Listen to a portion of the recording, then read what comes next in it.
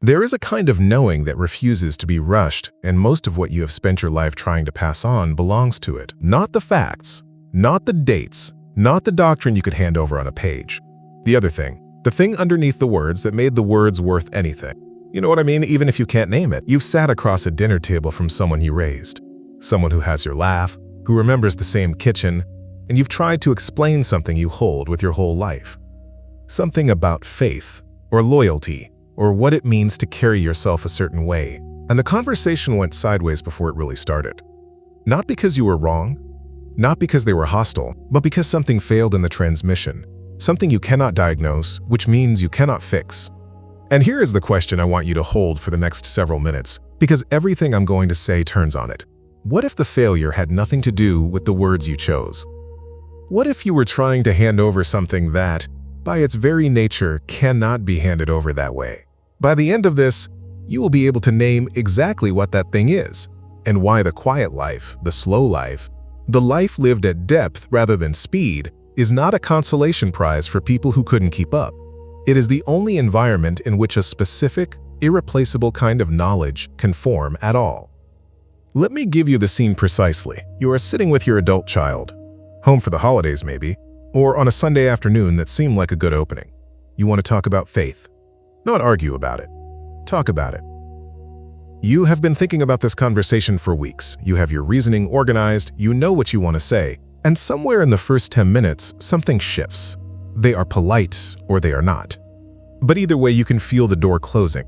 Not because of anything you said wrong, because of something structural, something about the nature of the exchange itself that was never going to work, regardless of your preparation. You walk away thinking you need better arguments, or more patience, or a different moment. But the problem was never the argument.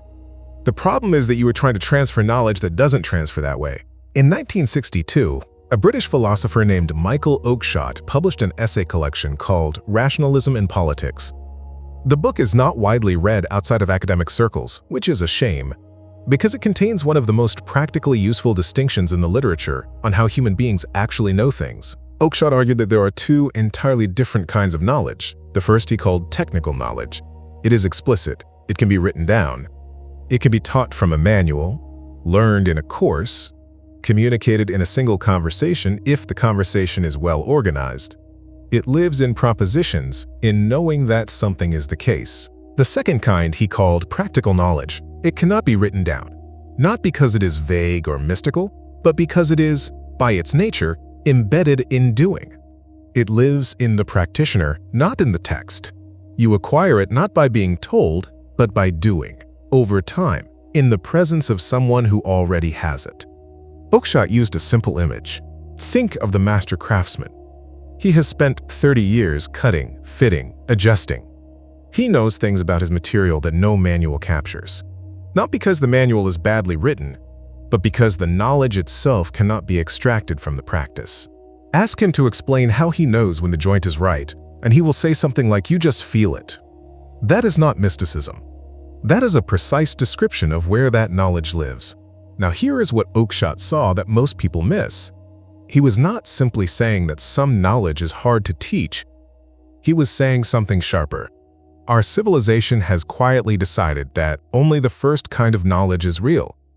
That if you can't write it down, codify it, transfer it in a course or a conversation, it doesn't count as knowledge at all, and that decision has consequences. About 4 years after Oakeshott published that book, a Hungarian-British scientist named Michael Polanyi published a short book called The Tacit Dimension. Polanyi was not a philosopher of politics. He was a physical chemist who had spent decades thinking about what scientists actually do when they make discoveries. And he arrived at the same place from a completely different direction. His opening sentence is one of the most quietly devastating in the literature. We can know more than we can tell. Read that again. We can know more than we can tell. Polanyi was not talking about being inarticulate. He was describing a structural feature of human knowledge. The surgeon who knows from the feel of the instrument that she is in the right layer of tissue, that knowledge is real and precise and guides every movement she makes, but she cannot tell you exactly what she is feeling, because the knowledge is not stored in language. It is stored in her hands, her attention, the 10,000 repetitions that trained her perception. You cannot acquire that knowledge by reading her notes. You cannot acquire it by taking her course. You acquire it by doing it, over time, in the presence of someone who is already doing it well. And here is what Polanyi understood, and what Oakeshott's framework confirms. That kind of knowledge does not survive being rushed. It is not that the learning slows down when you rush it. It is that it stops. The shortcuts that seem like efficiency actually bypass the very process through which the knowledge forms. You end up with something that looks like the real thing. The propositions, the vocabulary, the correct answers on the test, but does not function like it. It does not hold under pressure. It does not transfer to situations the course didn't cover. It is the map, mistaken for the territory. This still doesn't explain, fully, why the conversation with your daughter goes wrong. We'll get there. But first I want to come at this from one more direction, because it matters that you see it isn't just one philosopher's idiosyncratic theory. In 1943, almost 20 years before Oakeshott's essay collection, C.S. Lewis published a small book called The Abolition of Man. Lewis was not writing about epistemology. He was writing about education, about what happens when you teach children to be critical of their emotional responses, to see their inherited sentiments as conditioned reactions rather than genuine perceptions. He called the part of the person that connects reason to appetite the chest, the trained emotional responses, the formed habits of feeling that make moral action possible. And he saw, in the educational trends of his own day, a systematic effort to abolish it, to replace formed character with critical reasoning, as if critical reasoning alone could motivate a person to do the difficult thing at the difficult moment. His warning was direct. We make men without chests and expect of them virtue and enterprise. Lewis was arriving at the same place Oakeshott and Polanyi arrived at. Strip out the slow formation, the years of habituation, the practice, the presence of people who already embody what you are trying to learn, and you do not get a more rational person. You get a person with technique and no substance. Someone who can explain the concept but cannot act from it. Someone who has the map but cannot read the terrain. 3 independent thinkers, 3 different disciplines, the same structural diagnosis. There's a kind of knowing that forms slowly, in practice, in the presence of others, and it cannot be replaced by any method that bypasses that process. If you've been finding this useful, if the distinction between these two kinds of knowledge is starting to feel like something you want to hold on to, there's a reference guide in the description called The Navigator's Toolkit. It maps 12 Oakeshott concepts exactly this way: a clear definition, a contemporary example, a how-to-use guide, and 1 key passage per concept. Not an academic summary, a practical key, something you can return to across every domain the channel touches. The link is below. Now, the faith question. Here is the conventional account of why faith fails to transmit across generations. The parent didn't explain it well enough. The culture was too loud. The university was too hostile. The child was too easily distracted. All of these things may be true in some measure, but they all share an assumption that the transmission of faith is fundamentally a problem of communication. Get the argument right, find the right moment, present the evidence clearly enough, and the transfer will happen. Oakeshott's framework suggests a different diagnosis entirely. Faith, and I mean the real thing, the faith that holds when something actually goes wrong, the faith that shapes how you walk into a room, how you treat someone who has nothing to offer you, how you face the end of your life. That kind of faith is not a set of propositions. It is a disposition. It is closer to the craftsman's knowledge than to the content of his training manual. And that means something uncomfortable. It means you cannot transfer it in a conversation, however well organized, not because the conversation is unimportant, it isn't, but because conversations transfer the first kind of knowledge, the explicit kind, the knowing that. You can tell someone that God is love. You cannot tell someone what that conviction feels like when it has been lived into for 50 years, when it has been tested and held and returned to after absence. That is not a proposition, that is a formed way of being. Oakeshott's own word for it, drawn from his reading of conservative philosophy, was disposition, not doctrine, not principle, a disposition. Something that develops through long practice, that is partly conscious and partly not, that cannot be extracted from the life in which it formed. This is why the conversation at the dinner table goes wrong, and why it will keep going wrong regardless of how you prepare for it. You are trying to hand over a disposition in the format of an argument. Those are two different categories. The argument may be correct, and it still won't transfer what you are actually trying to give. Here is the inversion, and I want you to stay with it because this is where everything reorganizes. For a long time, you may have diagnosed the Sunday morning problem, the service that goes through the motions, the faith that feels hollow as a spiritual failure, something wrong with your commitment or your sincerity or your prayer life. You sat in the pew and felt nothing, and you concluded that something in you had gone wrong. But consider a different reading. What if the hollowness is not what it appears to be? What if what you are feeling is not the absence of faith, but the gap between two kinds of it? There is a faith that is propositional.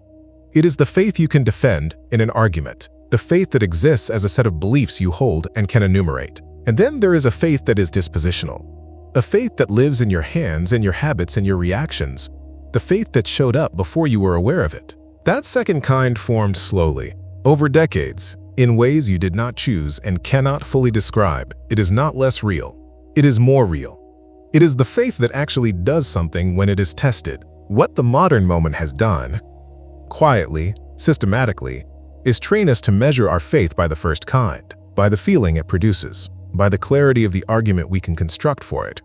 And when the feeling is absent, or the argument feels hollow, we conclude the faith is gone. But the feeling is not the faith. The disposition is the faith.